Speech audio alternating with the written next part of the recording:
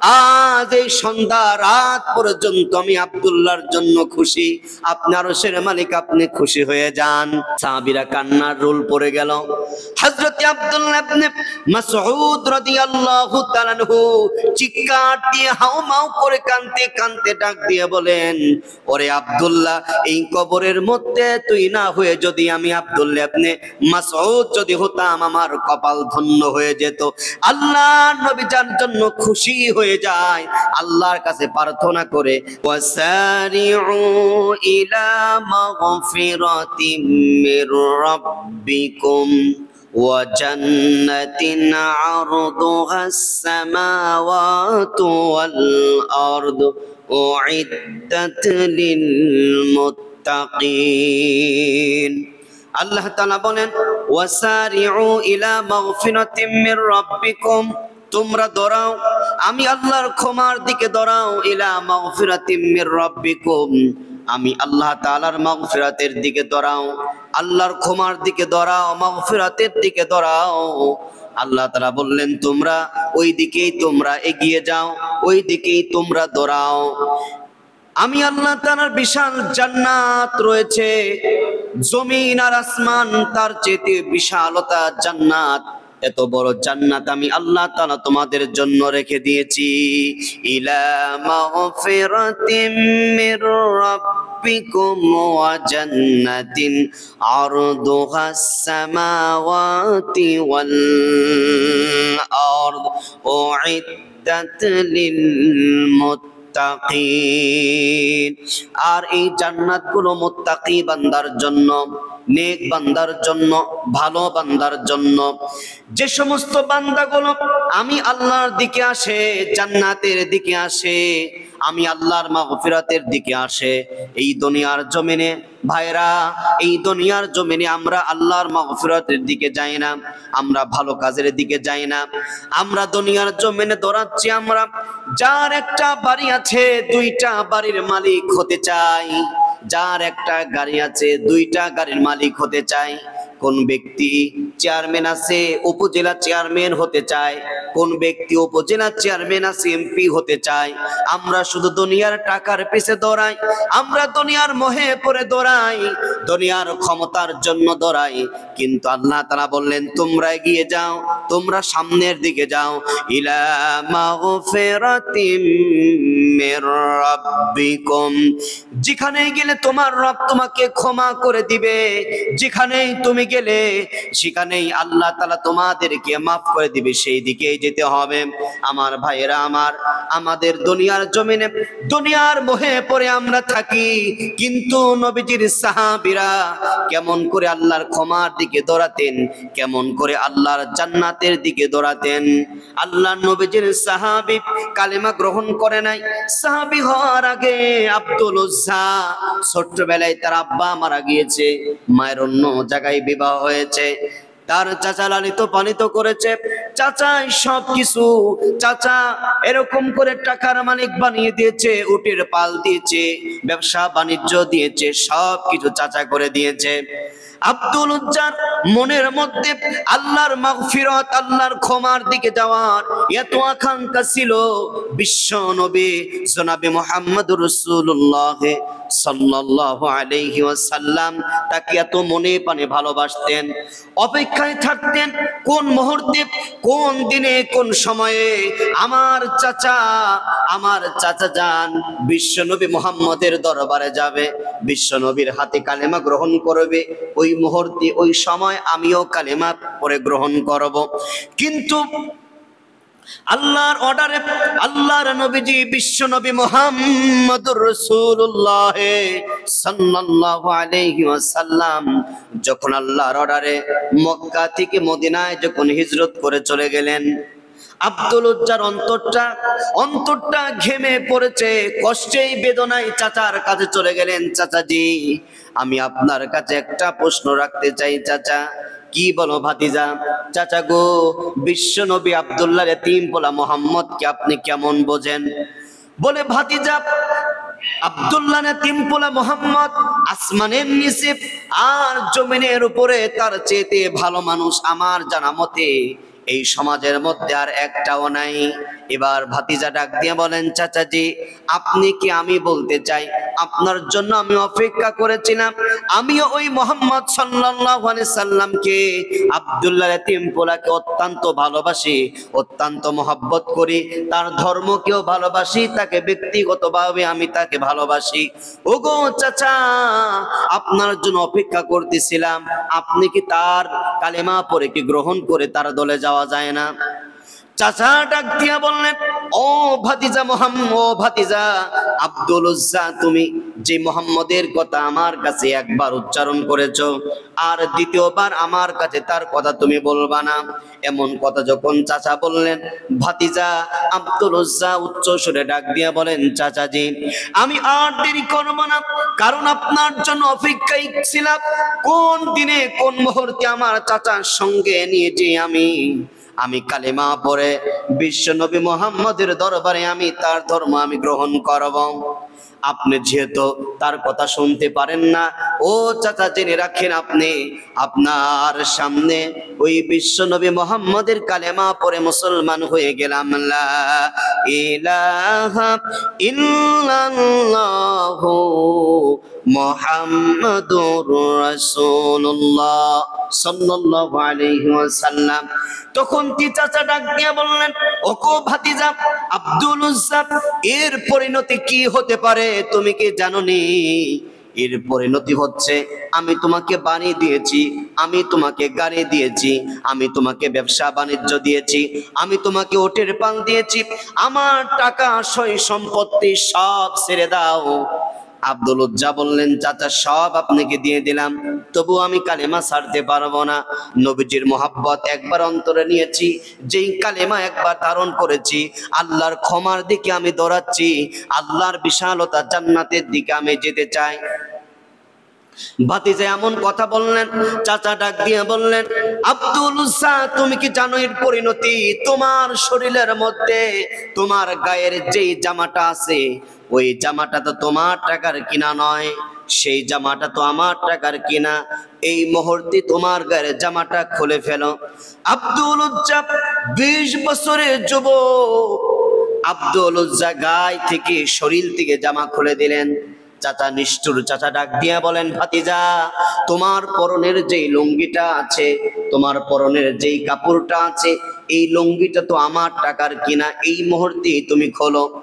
যুবক মানুষ কালিমা পড়ার অপরাধে, ইসলাম গ্রহণ করার অপরাধে, আল্লাহর ক্ষমা মাগফিরাতের দিকে যাওয়ার অপরাধে, এমত অবস্থায় যখন 20 বছরের যুবক সঙ্গে সঙ্গে তার এরকম পরনের কাপড় যখন খুলে ফেললো, মাথাটা নিচু করে মায়ের বাড়ির দরজায় চলে গেলেন। যখন মার অন্য জায়গায় বিবাহ হয়েছে, মায়ের কাছে যে মা বলে যখন ডাক দেয়, জনম গর্ভধারিণী মা যখন ঘর থেকে বের হয়ে দেখে সন্তানের দিকে একবার তাকানোর পরে তার চেহারাটা ফিরে নিয়েছে, বাবারে তোমার এমন অবস্থা কেন? সন্তান ডাক দিয়া বলে, মা আমার এমন অবস্থা হয়েছে রে মা, আমার চাচা সব দিয়েছিলে, কিন্তু কালেমা পড়ার অপরাধে, ভালো জায়গায় বিশ্বনবী মুহাম্মদের ভালোবাসা অন্তরে রাখার কারণে আমার চাচা সবকিছু নিয়ে নিয়েছে। বাবারে আমার থেকে তুমি কি চাও? আমার কাছে তুমি কি চাও? মাগো তোমার কাছে কি এক টুকরা কাপড় হবে কিনা, যেই কাপড় পরিধান করে মরহুমি পানি দিয়ে বিশ্ব নবীর দরবারে আমি যাব, আল্লাহ নবীকে দেখলে আমার অন্তরের সব দুঃখ বেদনা দূর হয়ে যাবে। আমার মুসলমান বাবারা, এমত অবস্থায় তার মা ডাক দিয়ে বলেন, বেটারে আমার কাছে তো তেমন কোনো কাপড় নাই, আমার কাছে আছে এমন একটা কম্বল আছে। বলে, মা কম্বল ঠাই দাও। মা একবারে ছোট্ট কম্বলটা দিল, কোন রকম লজ্জায় স্থান ঢেকলো, তার আঁঠুর উপরে উঠে থাকে। আব্দুল উজ্জা হাঁটতে হাঁটতে মরহুমি পানি দিয়ে কালো কুচকুচি হয়ে গিয়েছে, না খাওয়া শরীরটা একবারে শুকনা হয়ে গিয়েছে, চোখগুলো গর্তের মধ্যে চলে গিয়েছে। আব্দুল উজ্জা যাচ্ছেন, যেতে যেতে বিশ্ব নবী মুহাম্মদ রাসূলুল্লাহ সাল্লাল্লাহু আলাইহি ওয়াসাল্লামের দরবারে চলে গেলেন। একদিন, 2 দিন, 5 দিন হাঁটতে, কোন সময় গাড়ি, কোন সময় এমনি হাঁটতে হাঁটতে বিশ্ব নবী মুহাম্মদ রাসূলুল্লাহ সাল্লাল্লাহু আলাইহি ওয়াসাল্লামের হুজরাখানার পাশে আব্দুল উজ্জা যখন বসে থাকলেন, আল্লাহর নবীজি আব্দুল উজ্জাকে দেখে সঙ্গে সঙ্গে নবীজি ডাক দিয়ে বললেন, ওগো যুবক, তোমার পরিচয় কি? তোমার বাড়ি কোথায়? কোন দেশ থেকে তুমি এই মদিনায় তুমি এসেছো? আব্দুল উজ্জা ডাক দিয়ে বললেন, ওগো দয়ার নবীজি, আমার বাড়ি মক্কাতে, আমার বাড়ি ছিল, গাড়ি ছিল, সব কথা যখন খুলে খুলে বললেন, আল্লাহর নবীজি ডাক দিয়ে বলেন, ওরে যুবক, তোমার নাম কি? বলে, আমার নাম আব্দুল উজ্জা। আল্লাহর নবীজি ডাক দিয়ে বলেন, আজ থেকে তোমার নাম আব্দুল উজ্জা নয়, আমি বিশ্ব নবী, আমি দয়ার নবী, তোমার নাম রেখে দিলাম আব্দুল্লাহ জুল বাদাদাইন। হযরত আব্দুল্লাহ জুল বাদাদাইন, আল্লাহর নবীজি তার নামটা যখন রাখলেন, তার নাম রাখার পরে নবীজি বুকের মধ্যে জড়িয়ে নিলেন। আল্লাহ নবীজির গায়ের সঙ্গে হাতের সঙ্গে স্পর্শ পাওয়ার সঙ্গে সঙ্গে যুবকের অন্তরটা শীতল হয়ে গিয়েছে। নবীজি ডাক দিয়ে বলেন, আসহাবে সুফার সাহাবীদেরকে বললেন, আমার সাহাবীরা, তোমাদের ভাই, দেখো তোমরা যেমন ঘর বাড়ি রেখে মক্কা থেকে হিজরত করে মদিনায় এসেছো, দেখো তোমাদের ভাই আব্দুল উজ্জাকে তোমরা যত্ন করো, খাবার দাও, এবং আব্দুল্লাহ জুল বাদাদাইনকে তোমরা আল্লাহর কোরআন গুলো শিখাতে থাকো। একদিন, 2 দিন, 5 দিন চলে যায়। সুন্দর করে করে আব্দুল্লাহ জুল বাদাদাইনকে কোরআনুল কারীম উচ্চ স্বরে পড়ে সাহাবীরা ডাক দিয়ে বলেন, ওগো আল্লাহর নবীজি, ওই যে নতুন সাহাবী আব্দুল্লাহ এত জোরে জোরে কোরআন পড়ে, আমরা যখন ঘুমিয়ে থাকি তখনও কোরআন পড়ে আমাদের ঘুমের ডিস্টার্ব হয়ে যায়। নবীজি ডাক দিয়ে বলেন, আমার সাহাবীরা শোনো, আব্দুল্লাহ জুল বাদাদাইন তার এমন অন্তর, তার কালেমা গ্রহণ করা, তার টাকা পয়সা অর্থ সম্পদ সব কিছু রেখে কালেমা গ্রহণ করেছে, তাকে মন খুলে খুলে আল্লাহর কোরআন পড়ার, আল্লাহর কোরআন পড়তে দাও, তাকে তোমরা ডিস্টার্ব করো না। এমন তো অবস্থায় কিছুদিনের মধ্যে আল্লাহ রাব্বুল আলামিনের অর্ডারে তাবুকের প্রান্তরে যাবেন। তাবুকের যুদ্ধের সময় চলে আসলো। রোমান সৈন্য 2 লক্ষর বিরুদ্ধে মুসলিম সংখ্যা মাত্র কিছু মানুষ। আল্লাহর নবীজি সাহাবীদেরকে বললেন, আমার সাহাবীরা, তাবুকের প্রান্তরে জিহাদের ময়দানে যেতে হবে, যার যা আছে আল্লাহর রাস্তায় ব্যয় করো। হযরত আবু বকর তো সবকিছু আনলেন। ওমর বলেন, ইয়া রাসূলুল্লাহ, আমি 3 ভাগের 2 ভাগ এনেছি। একজন সাহাবী একরকম বলেন। আর হযরত আবু বকরকে নবীজি জিজ্ঞাসা করলেন, আবু বকর, তুমি কি এনেছো? আবু বকর ডাক দিয়ে বলেন, ওগো নবীজি, আমার বাড়িতে সব কিছু এনেছি। আমার বাড়িতে আল্লাহ আল্লাহ এবং আল্লাহর নবীজিকে রেখে দিয়েছি। সুবহানাল্লাহ। মহিলা সাহাবীরা কেউ কানের দুল, কেউ নাকের ফুল এমন করে জিহাদের ময়দানে যাওয়ার আগে যখন দিচ্ছেন, আল্লাহর নবীর সাহাবীরা এমন করে দিচ্ছেন। আর নতুন মুসলমান, নতুন যে সাহাবী হযরত আব্দুল্লাহ জুল বাদাদাইন চলে আসলেন। ইয়া রাসূলুল্লাহ, ইয়া হাবিবাল্লাহ, ওগো দয়ার নবীজি, আমি তো কিছুই দিতে পারলাম না। মানুষরা কিছু না কিছু দিল। মহিলারা কানের দুল দেয়, কেউ নাকের ফুল দেয়, যে যা সমর্থন আছে আল্লাহর কোরআনের জন্য, দিন কায়েমের জন্য, তাবুকের প্রান্তরে যাওয়ার জন্য দিচ্ছে নবীজি। কিন্তু আমার কাছে তো কিছু নাই। ইয়া রাসূলুল্লাহ, আমি আব্দুল্লাহ জুল বাদাদাইন আপনার সঙ্গে তাবুকের প্রান্তরে লড়তে চাই। আমার জীবনটা কোরআনের জন্য জিহাদের ময়দানে দিয়ে আমি শহীদ হতে চাই। নবীজি ডাক দিয়ে বললেন, ওরে আব্দুল্লাহ, তুমি যাও, একটা গাছের বাকল নিয়ে আসো। গাছের বাকল আনার পরে আব্দুল্লাহ জুল বাদাদাইনের শরীরের সঙ্গে লাগালেন। আর নবীজি ডাক দিয়ে বলেন, ও আরশের মালিক আল্লাহ, এই আব্দুল্লাহ জুল বাদাদাইনের রক্ত কাফেরদের জন্য তুমি হারাম করে দাও। হযরত আব্দুল্লাহ জুল বাদাদাইন হাওমাও করে যখন চিৎকার করে কান্না শুরু করে দিলেন, নবীজি ডাক দিয়ে বলেন, আব্দুল্লাহ, তোমার মনে কেন এত কষ্ট? তুমি কেন কান্না করো? হযরত আব্দুল্লাহ ডাক দিয়া বলেন, নবীজি, আমার জীবনটা দিয়ে আমি জিহাদের ময়দানে যে আমি শহীদ হতে চাই, কিন্তু আপনি দোয়া করলেন কাফেরদের জন্য যেন আমার রক্ত হারাম হয়ে যায়। ইয়া রাসূলুল্লাহ, আমি চাইলাম কি আর আপনি দোয়া করলেন কি? নবীজি ডাক দিয়া বলেন, ওরে আব্দুল্লাহ, ও আল্লাহর নবী, আল্লাহর নবীর সাহাবী আব্দুল্লাহ, শুনে রাখো, জেনে রাখো, তোমার যেখানে মৃত্যু হোক না কেন, তোমার মৃত্যু যদি জোরেও যদি হয়, ঘরেও যদি হয়, আমি আল্লাহর কাছে দোয়া করলাম শহীদি মর্যাদা তোমাকে আমার আল্লাহ তাআলা দিবেন। সুবহানাল্লাহ। আমার মুসলমান ভাইরা, আমার মুরব্বী আব্বারা, হযরত আব্দুল্লাহ জুল বাদাদাইন তাবুকের প্রান্তরে চলে গেলেন।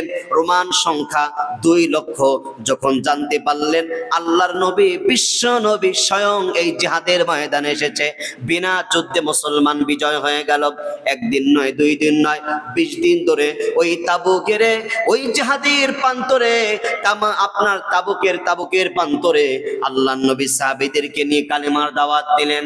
হঠাৎ করে একজন সাহাবী এসে বললেন, ইয়া রাসূলুল্লাহ, ইয়া হাবিবাল্লাহ, যে আপনার নতুন সাহাবী হযরত আব্দুল্লাহ জুল বাদাদাইন অসুস্থ হওয়ার পরে জ্বর হয়ে ইন্তেকাল করেছে। নবীজির চোখ দিয়ে পানি চলে আসলো। যাও আমার সাহাবীরা, চলে যাও, আমি বিশ্ব নবী নিজে আব্দুল্লাহ জুল বাদাদাইনের জানাজার নামাজ পড়াবো। হযরত ওমর, হযরত আবু বকর, কোথায় চলে যাও?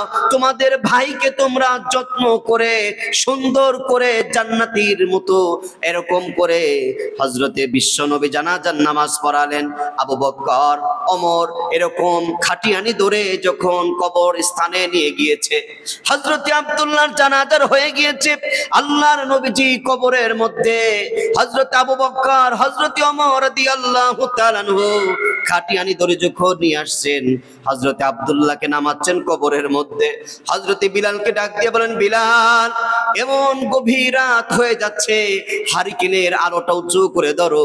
হযরতে বিলাল আলো ধরে আছেন, আর কবরের মধ্যে যিনি নেমেছেন তিনি আর কেউ নয়, তিনি হচ্ছেন আল্লাহর নবী, বিশ্ব নবী, দরদের নবী, বিশ্ব নবী মুহাম্মদ রাসূলুল্লাহ সাল্লাল্লাহু আলাইহি সাল্লাম।